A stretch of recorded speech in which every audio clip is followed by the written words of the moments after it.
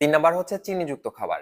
চিনিযুক্ত খাবার পেটে চর্বি জমাতে সাহায্য করে। এছাড়া যারা অতিরিক্ত চিনিযুক্ত খান তাদের আরো বিভিন্ন রোগের রিস্ক আছে এখানে, inflammation, heart disease, fatty liver ইত্যাদি। এছাড়া চিনির মধ্যে যে ফ্রুক্টোজ থাকে সেই ফ্রুক্টোজটা অনেকগুলো ক্রনিক রোগের সাথেও কানেক্টেড, এগুলো পাওয়া গেছে গবেষণায়। আর যারা সফট ড্রিঙ্কস খাচ্ছেন, মানে হচ্ছে Coke, Fanta, seven up, Sprite, এগুলো খাচ্ছেন, এগুলো হচ্ছে নর্মাল মিষ্টি খাবারের থেকেও বেশি খারাপ।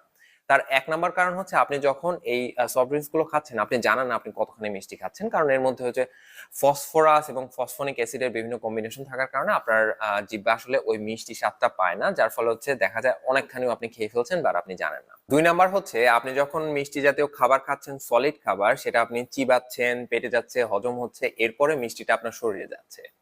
আপনি যখন লিকুইড খাচ্ছেন, মানে ড্রিঙ্কস এর সাথে খাচ্ছেন, তখন সেটা সরাসরি লিকুইড অবস্থায় আছে, সরাসরি অ্যাবজর্ব হচ্ছে। তো এই দুই প্রসেস কিন্তু ব্রেনের